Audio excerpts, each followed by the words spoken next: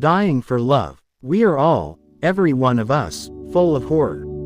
If you are getting married to make yours go away, you will only succeed in marrying your horror to someone else's horror. Your two horrors will have the marriage.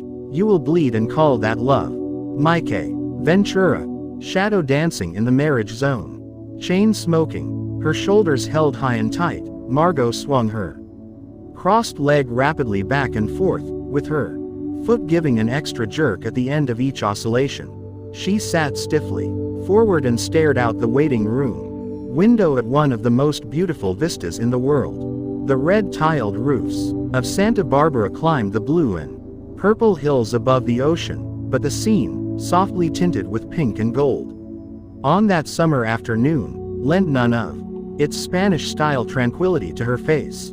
She looked like a woman in a hurry, and indeed she was.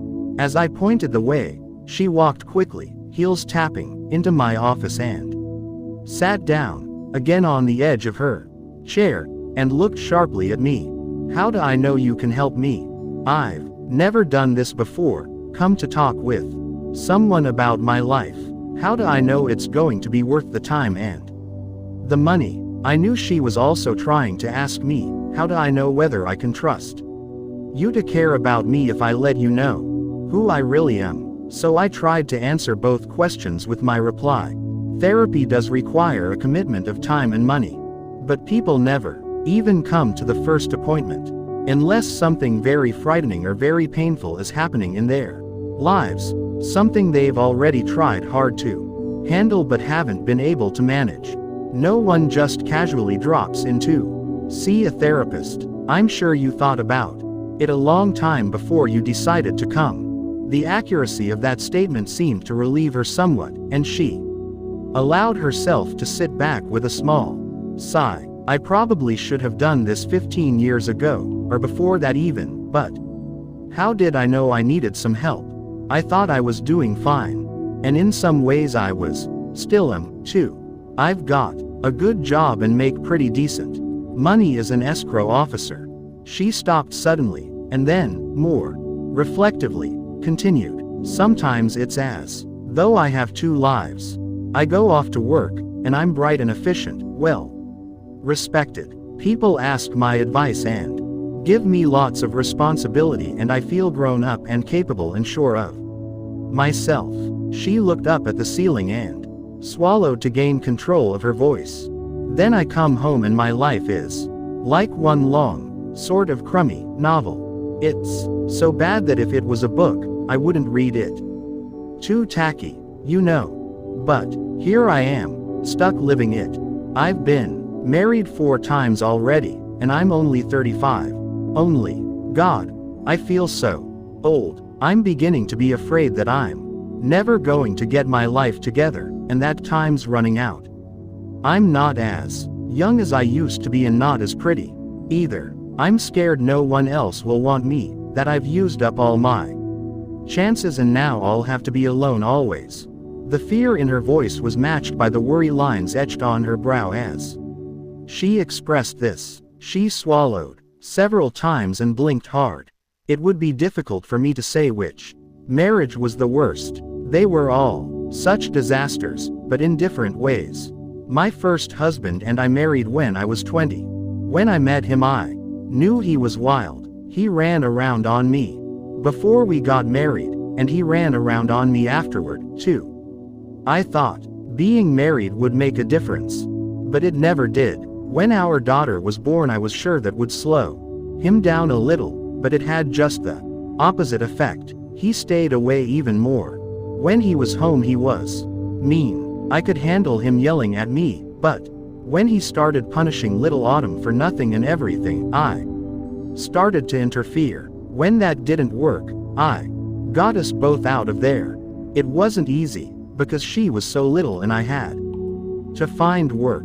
He never paid us any kind of support, either, and I was so afraid he'd make trouble for us that I didn't push it with the DA's office or anything. I couldn't move back home, because home was just like my marriage. My mom took a lot of abuse from my dad, physical and verbal, and so did all of us kids.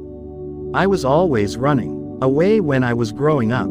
Finally I had run away and gotten married to get out of there, so I sure wasn't going back. It took me 2 years from the time I left to get the courage to divorce my first husband. I couldn't quite let go until I had another man. The attorney who handled my divorce ended up becoming my second husband. He was quite a bit older than I was, and had been recently divorced himself. I don't think I was really in love with him, but I wanted to be, and I thought that here was someone who could take care of Autumn and me. He talked a lot about wanting to start over in his life, begin a new family with someone he could really love. I guess I was flattered that he felt that way about me. I was married to him the day after my divorce was final. Everything was going to be all right. Now, I was sure. I got Autumn into a good preschool and went back to school myself. My daughter and I spent our afternoons together. Then I'd make dinner and go back to school for night classes. Dwayne would stay home in the evenings with Autumn, doing legal work. Then one morning when we were alone, Autumn said some things to me that made me realize that something awful, something sexual, was going on between her and Dwayne. I was also suspecting that I was pregnant by now, but I just waited until the next day, as if everything was normal, and after Dwayne went to work, I put my daughter and everything of ours I could fit into my car and left. I wrote him a note telling him what Autumn had told me and warned him not to try to find us, or it would come out about what he'd done to her. I was so afraid that he would have some way of finding us and making us come back that I decided, if I was pregnant, not to tell him, not to ever ask anything of him. I just wanted him to leave us alone. He did find out where we lived, of course, and sent me a letter with no reference to Autumn at all. Instead, he blamed me for being cold and indifferent toward him, leaving him alone while I went to school in the evenings. I felt very guilty about that for a long time, thinking that what happened to Autumn was my fault. Here I'd thought I was making everything safe for my daughter, when I'd only put her in a horrible situation. A haunted expression came over Margot's face as she remembered that time. Luckily, I found a room in a house with another young mother. She and I had so much in common. We'd both married too young and had come from homes that were unhappy. Our dads were a lot alike, and so were our first husbands. She only had one ex-husband, though.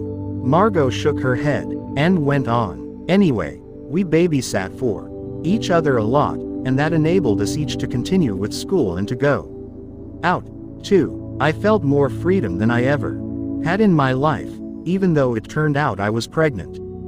Dwayne still didn't know, and I never told him. I remembered all his lawyer stories about the ways he could make trouble for people legally, and I knew he could make trouble for me, too. I wanted nothing to do with him ever again. Before we married, that kind of talk from him had made me think he was strong. Now it just made me afraid of him. Susie, my roommate, coached me through natural childbirth with my second daughter, Darla. It sounds crazy, but that was one of the best times of my life. We were so poor, going to school, working, taking care of our babies, buying clothes at thrift stores and food with food stamps. But we were free, in our own way. She shrugged. Yet I was so restless. I wanted a man in my life. I kept hoping I could find someone who would make my life turn out the way I wanted it to. I still feel that way. That's why I'm here. I want to learn how to find someone who will be good for me. I haven't done too well at that so far. Margot's tense face, still pretty though painfully thin, looked at me pleadingly. Could I help her find and keep Mr. Wonderful? That was the question written all over it, her reason for coming to therapy. She went on with her saga. The next player in her marital round robin was Giorgio, who drove a white Mercedes-Benz convertible and made his living supplying cocaine to some of the wealthiest noses in Montecito. It was a roller coaster ride with Giorgio from the beginning, and soon Margot couldn't distinguish between the chemistry of the drug he so freely provided her with and the chemistry of her relationship with this dark and dangerous man. Suddenly her life was fast and glamorous. It was also hard on her physically and emotionally. Her temper got shorter. She scolded her children over trifles. Her frequent quarrels with Giorgio escalated into physical battles. After complaining to her roommate endlessly about his thoughtlessness, infidelity, and illegal practices, Margot was shocked when Susie finally gave her an ultimatum. Get over Giorgio or get out of the house. Susie wasn't going to listen to it or watch it anymore. It wasn't good for Margot or any of the children. Margot, incensed, flew to Giorgio's arms. He allowed her and her daughters to move into the house where he did most of his dealing, with the understanding that the arrangement would be temporary. Shortly thereafter, he was arrested for drug sales. Before his trial, Giorgio and Margot were married, though by that time their interactions were almost always heated to the boiling point. The reason she gave for her third decision to marry was Giorgio's pressure on her to become his wife so that she couldn't be required to testify against him. The temptation to testify was a distinct possibility, given the inflammatory nature of their interactions and the persistence of the prosecutor. Once they were married, an ungrateful Giorgio refused to have sexual relations with her because, he said, he felt trapped.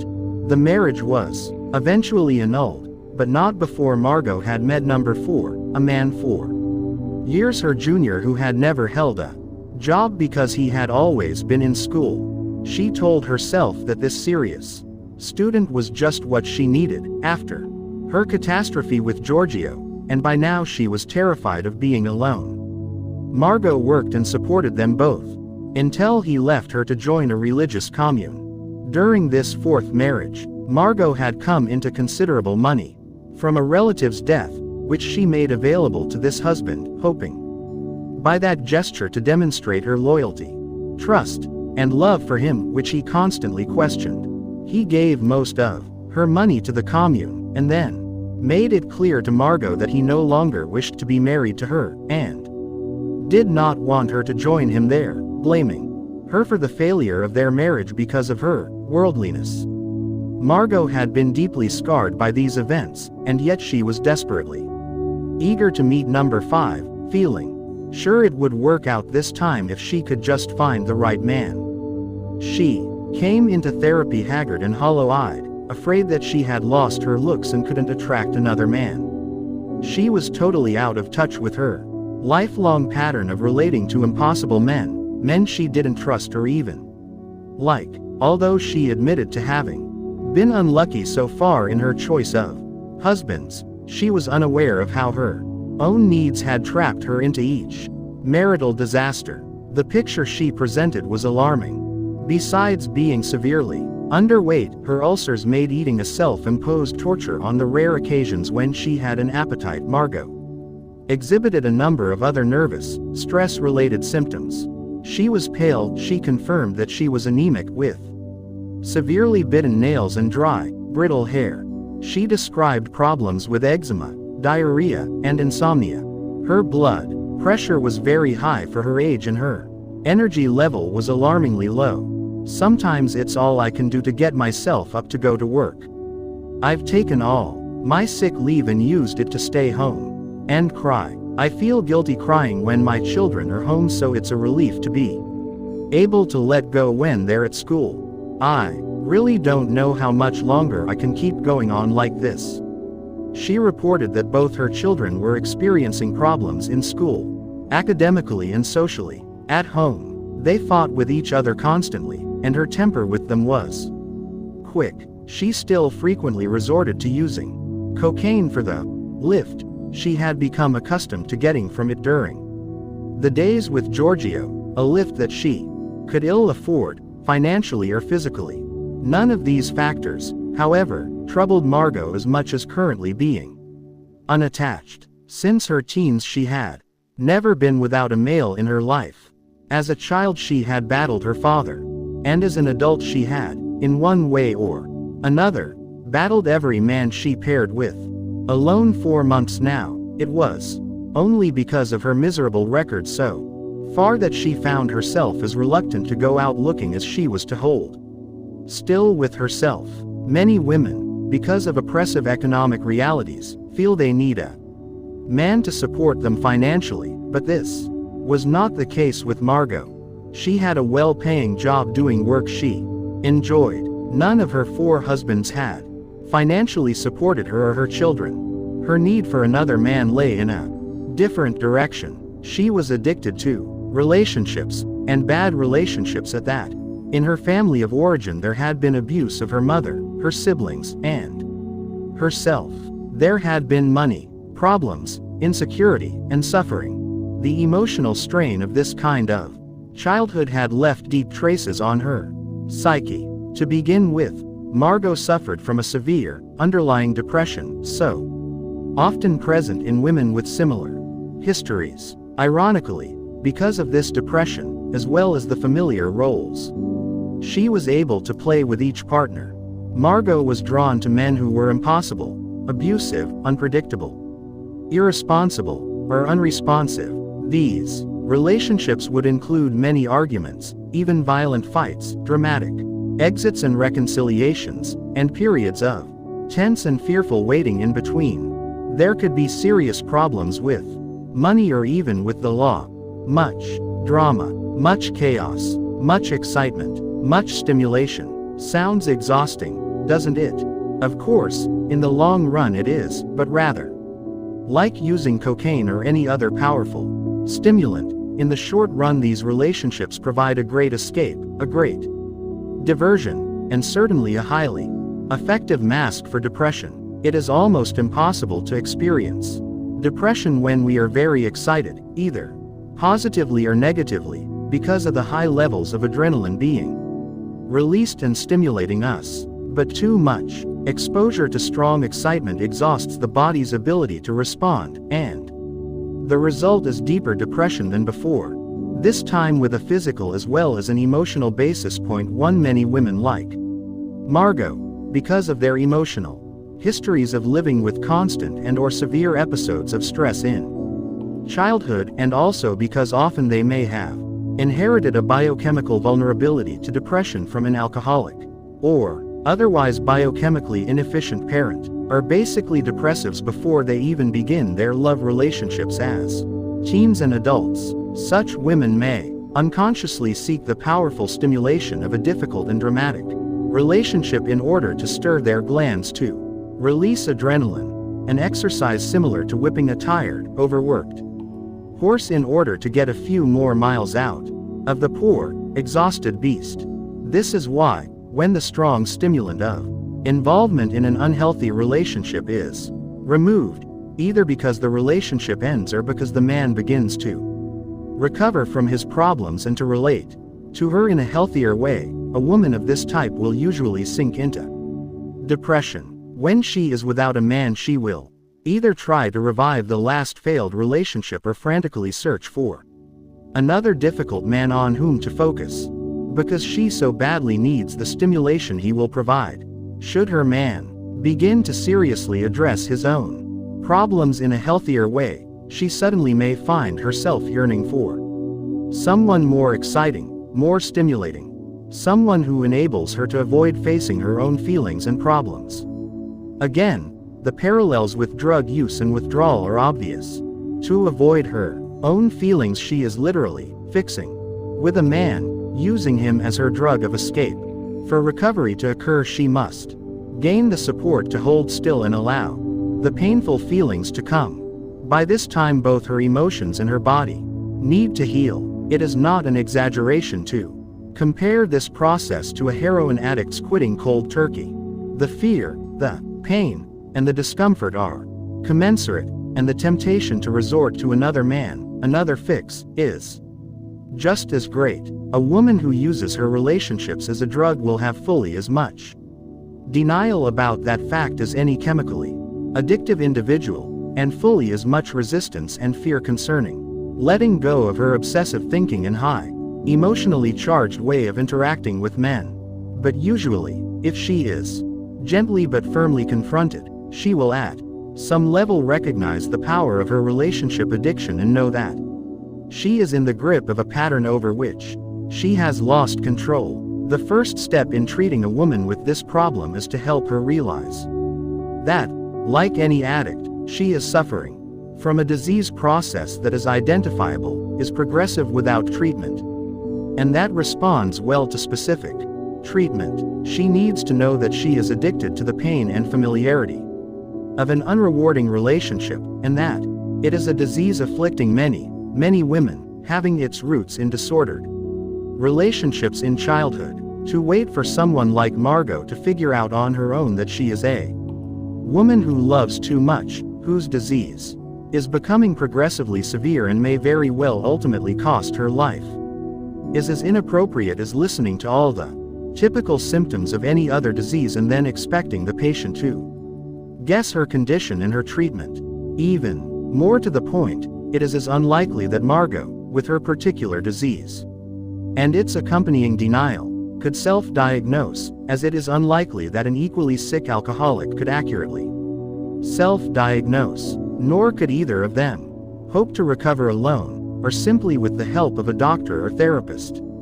Because recovery requires that they stop doing what seems to give them relief. Therapy alone does not offer an adequately supportive alternative to the alcoholic's dependency on the drug or the relationally addictive woman's dependency on her man.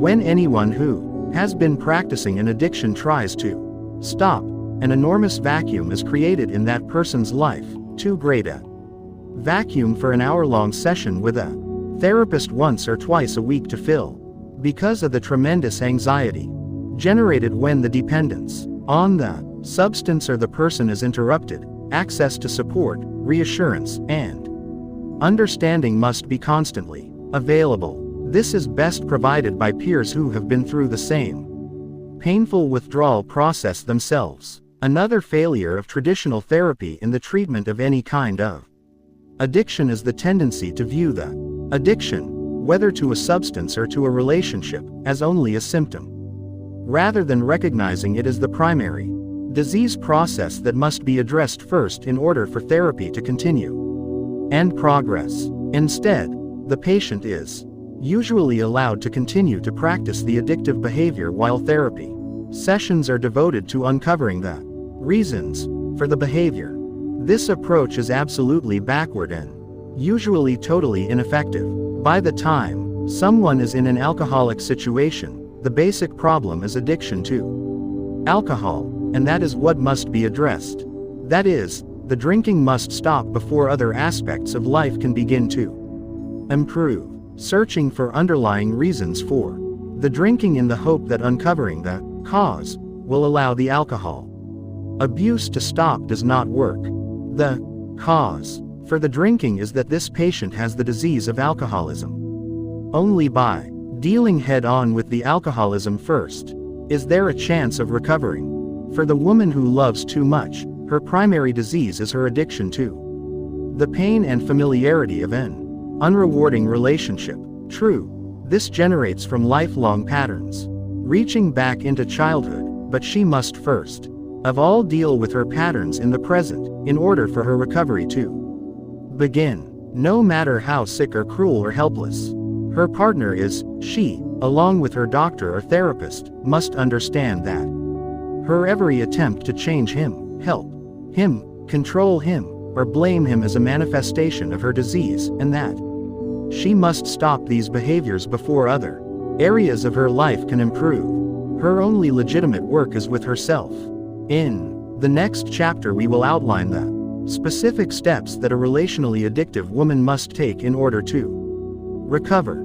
Addictive Women makes clear the behavioral parallels of these diseases, both in the active phase and in recovery. What a chart cannot truly convey is just how parallel the struggle to recover is in those with either of these diseases. It is as difficult to recover from relationship dependency or loving too much as it is to recover from alcoholism. And for those suffering from either disease, that recovery can make the difference between life and death. Characteristics of practicing. Characteristics of recovering. When we are seriously ill, our recovery often requires that the specific disease process from which we are suffering be correctly identified in order that appropriate treatment be given. If we consult professionals, part of their responsibility to us is to be familiar with the signs and symptoms of specific common diseases so that they can diagnose our maladies and treat us accordingly, using the most effective means available. I want to make a case for applying the disease concept to the pattern of loving too much. This is a tall order, and if you balk at accepting this proposal, I hope you will at least see the strong analogy between a disease such as alcoholism, which is addiction to a substance, and that which occurs in women who love too much, addicted as they are to the men in their lives. I am thoroughly convinced that what afflicts women who love too much is not like a disease process. It is a disease process, requiring a specific diagnosis and a specific treatment. First, let's examine what is meant, literally, by the word disease. Any deviation from health with a specific and progressive set of symptoms identifiable across the population of its victims, which may respond to specific forms of treatment. This definition does not demand the presence of a particular virus or microbe or other physical causative agent, only that the victim of the disease becomes sicker in a recognizable and predictable fashion unique to that disease, and that recovery may be possible after the application of certain appropriate interventions. Nonetheless, it is a difficult concept for many in the medical profession to apply when the disease has behavioral, rather than physical manifestations in its early and middle stages. This is one of the reasons why most physicians cannot recognize alcoholism unless the victim is in the late stages, when physical deterioration is obvious. It is perhaps even more difficult to recognize loving too much as a disease, because the addiction is not to a substance but to a person. The greatest barrier against recognizing it as a pathological condition requiring treatment, however, is that physicians, counselors, and all the rest of us entertain certain deeply held beliefs about women and love. We all tend to believe that suffering is a mark of true love, that to refuse to suffer is selfish, and that if a man has a problem then a woman should help him change. These attitudes help perpetuate both diseases, alcoholism and loving too much. Both alcoholism and loving too much are subtle diseases in their early stages. By the time it is obvious that something very destructive is in progress, the temptation is to look at and treat the physical manifestations, the alcoholic's liver or pancreas, the relationally addictive woman's nerves or high blood pressure, without accurately assessing the entire picture. It is vital to view these symptoms in the overall context of the disease processes that have created them, and to recognize the existence of these diseases at the earliest possible time in order to halt the continued destruction of emotional and physical health. The parallel between the progression of the disease of alcoholism and the progression of the disease of loving too much is clearly delineated in the following charts. Each chart demonstrates how addiction, whether to a mind-altering chemical or to an unhappy relationship, ultimately affects every area of the addict's life in a progressively disastrous way. The effects proceed from the emotional to the physical realm, involving not only other individuals, children, neighbors, friends, co-workers, but for the relationally addictive woman often other disease processes as well, such as compulsive eating, stealing, or working. The charts also describe the parallel processes of recovery for chemically addictive and relationally addictive persons. It bears mentioning that the chart for the progression of an recovery from the disease of alcoholism is probably slightly more representative of what happens when the alcoholic is a male, and the chart on relationship addiction is more representative of the disease process and recovery of a woman, rather than a man, who loves too much. The variations due to sex are not major and perhaps can be fairly easily imagined from viewing both charts, but it is not within the scope of this book to explore in detail those Differences. The main order of business here is to understand ever more clearly how women who love too much get sick and how they can get well. Remember, too, that Margot's story was not based on the chart, nor was the chart constructed to reflect her story. She, with several partners, moved through the same progressive stages of the disease that another woman who loves too much would with only one partner. If relationship addiction, or loving too much, is a disease similar to alcoholism, then its stages are equally identifiable and its progression is just as predictable. The following chapter will examine in detail the recovery side of the chart, but now let us focus briefly on the feelings and behaviors described in the chart that indicate both the presence and the downward progression of the disease of loving too much. As indicated in each story presented in this book, women who love too much come from families of origin in which they were either very lonely and isolated, or rejected, or overburdened with inappropriately heavy responsibilities and so became overly nurturing and self-sacrificing, or else they were subjected to dangerous chaos, so that they developed an overwhelming need to control the people around them and the situations in which they found themselves. It naturally follows that a woman who needs to nurture, control, or both will be able to do so only with a partner who at least allows, if not actually invites, this kind of behavior. Inevitably, she will involve herself with a man who is irresponsible in at least some important areas of his life. Because he clearly needs her help, her nurturing, and her control. Then begins her struggle to try to change him through the power and persuasion of her love. It is at this early point that the later insanity of the relationship is foreshadowed as she begins to deny the reality of the relationship. Remember, denial is an unconscious process, occurring automatically and unbidden. Her dream of how it could be and her efforts to achieve that end distort her perception of how it is. Every disappointment, failure, and betrayal in the relationship is either ignored or rationalized away. It's not that bad. You don't understand what he's really like. He didn't mean to. It's not his fault. These are just a few of the stock phrases that the woman who loves too much uses at this point in her disease process to defend her partner and her relationship. At the same time that this man is disappointing her and failing her, she is becoming more dependent on him emotionally.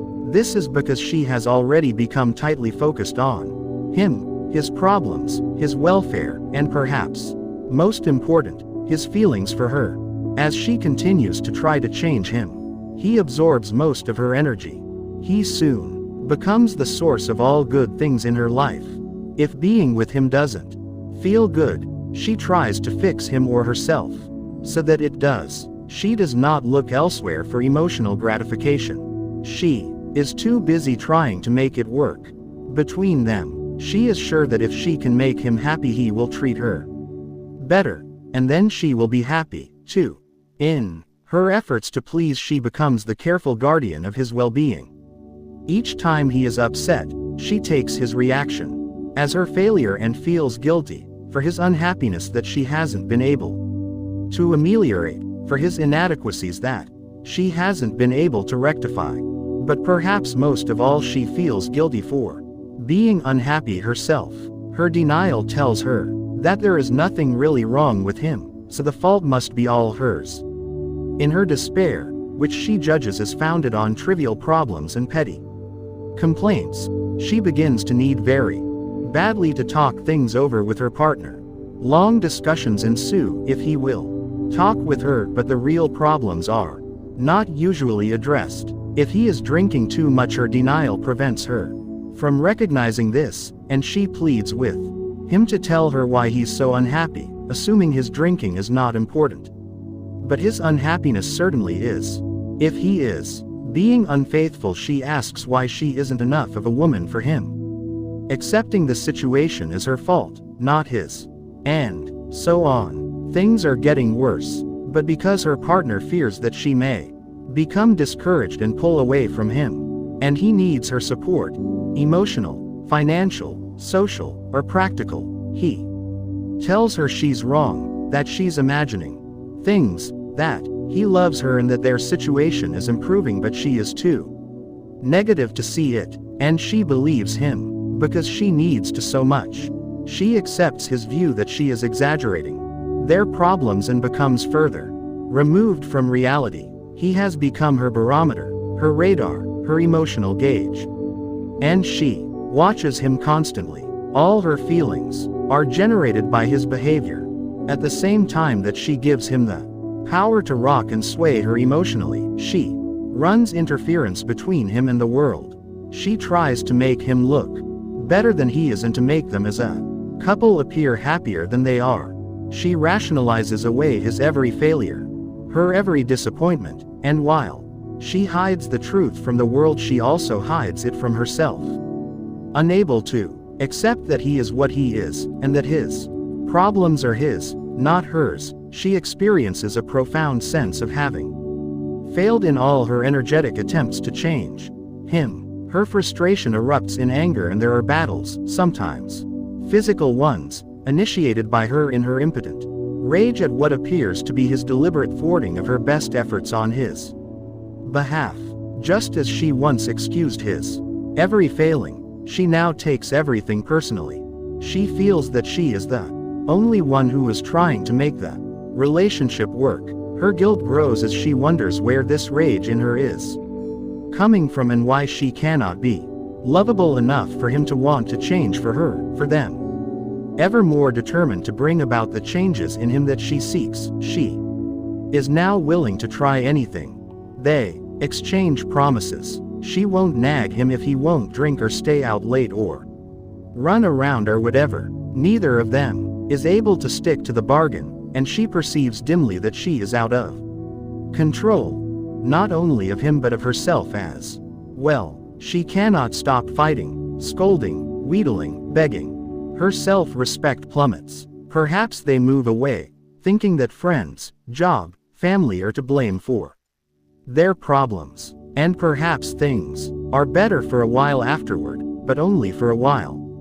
Too soon, all the old patterns reassert themselves. By now she is so consumed with this bitter battle that there is no time or energy for anything else. If there are children, they are certainly emotionally neglected, if not neglected physically as well. Social activities come to a standstill. There is too much acrimony and too many secrets to keep to make public appearances anything but an ordeal, and the lack of social contact serves to isolate the woman who loves too much even further. She has lost another vital link with reality. Her relationship has become her entire world. Once upon a time this man's irresponsibility and neediness appealed to her. That was when she was sure she could change him, fix him. Now she finds herself shouldering burdens that are rightfully his to carry, and while she deeply resents him for this turn of events, she also revels in the sense of control it gives her over him as she parcels out his money and takes over total control of their children. You will notice, if you are keeping the chart in mind, that we are well into what is termed the crucial phase, a time of rapid deterioration, first emotionally and then physically. The woman who has been obsessing about her relationship may now add an eating disorder to her other problems if she hasn't one already, looking to reward herself for all her efforts and also attempting to muffle the anger and resentment boiling in her. She may begin to use food as a tranquilizing drug, or she may seriously neglect food due to ulcers or a chronically upset stomach, perhaps combined with a martyred "I don't have time to eat" attitude. Or she may rigidly control her food to make up for the out-of-control feelings she experiences with her life in general. The abuse of alcohol or other recreational drugs may begin, and, very frequently, prescribed drugs will become part of her repertoire for coping with the untenable situation in which she finds herself. Physicians, failing to properly diagnose her progressive disorder, may exacerbate her condition by offering tranquilizers to quell the anxiety generated by her living situation and her attitude toward it. Offering these kinds of potentially very addictive drugs to A woman in such circumstances is tantamount to offering her a few stiff shots of gin. Either gin or a tranquilizer will dull the pain temporarily, but its use may create even more problems, while solving none. Unavoidably, by the time a woman is at this point in the progression of her disease, there will be physical problems as well as emotional ones. Any of the disorders associated with subjection to prolonged and severe stress may manifest themselves. As previously noted, a dependency on food or alcohol or other drugs may develop. There may also be digestive problems and/or ulcers, as well as all kinds of skin problems, allergies, high blood pressure, nervous tics, insomnia, and constipation or diarrhea or both. Alternatively, periods of depression may begin, or if, as is so often the case, depression has already been a problem, the episodes may now lengthen and deepen alarmingly. At this point, when the body begins to break down due to the effects of stress, we enter the chronic phase. Perhaps the hallmark of the chronic phase is that by now thinking has become so impaired, it is difficult for the woman to be able to assess her situation at all objectively. There is a gradually progressive insanity implicit in loving too much, and by this stage the insanity is in full flower. She is now totally unable to see what her choices are in terms of the life she is living. Much of what she does is in reaction to her partner, including love affairs, obsession with work or with other interests, or devotion to causes, in which she again tries to help control the lives and conditions of others around her. Sadly, even her turning to people and interests outside the relationship is by now part of her obsession. She has become bitterly envious of people who don't have her problems. And more she finds herself increasingly taking her frustrations out on all those around her, through increasingly violent attacks on her partner, and often her children as well. At this point, as the ultimate attempt to control her partner through guilt, she may threaten or actually attempt suicide. Needless to say, by now she and everyone around her is very sick, certainly emotionally and often physically as well. It is instructive to consider too for a moment how a child whose mother suffers from the disease of loving too much would be affected. Many of the women in the stories you have read here grew up under those conditions. When the woman who has begun by loving too much finally realizes that she has tried everything to change her man and that her best efforts have failed, perhaps she is able to see that she must get help. Usually the help she seeks involves turning to someone else, perhaps a professional, in one more attempt to change her man. It is crucial that the person to whom she turns helps her recognize that she is the one who must change, that her recovery must begin with herself. This is very important, because loving too much is a progressive disease, as has been so clearly demonstrated. A woman like Margot is on her way toward dying. Perhaps death will come from a stress-related disorder such as heart failure or a stroke, or any other physical ailment caused or exacerbated by stress. Or she may die by the violence that has now become so much a part of her life, or perhaps in an accident that wouldn't have occurred if she hadn't been distracted by her obsession. She may die very quickly or spend many years in progressive deterioration. Whatever the apparent cause of death, I want to reiterate that loving too much can kill you. Now let us return to Margot, dismayed by the turn of events in her life and at least for the moment tentatively looking for help. Margot really has only two choices. She needs to have them delineated clearly for her, and then she must choose between them. She can continue to search for the perfect partner. Given her predilection for hostile and trustworthy men, she will inevitably be drawn to more of the same types she has already known. Or she can begin the very difficult and demanding task of bringing into conscious awareness her unhealthy patterns of relating, while objectively scrutinizing the ingredients that have added up to attraction between herself and various men. She can either Continue to look outside herself for the man who will make her happy, or she can begin the slow and painstaking, but ultimately far more rewarding, process of learning to love and nurture herself with the help and support of peers. Sadly, the vast majority of women like Margot will choose to continue practicing their addiction, searching for the magic man who will make them happy, or endlessly trying to control and improve the man they are with. It seems so much easier and feels so much more familiar to keep on looking for a source of happiness outside oneself than to practice the discipline required to build one's own inner resources, to learn to fill the emptiness from inside rather than outside. But for those of you who are wise enough, weary enough, or desperate enough to want to get well more than you want to either fix the man you are with or find a new one, for those of you who really do want to change yourself, the steps of recovery follow.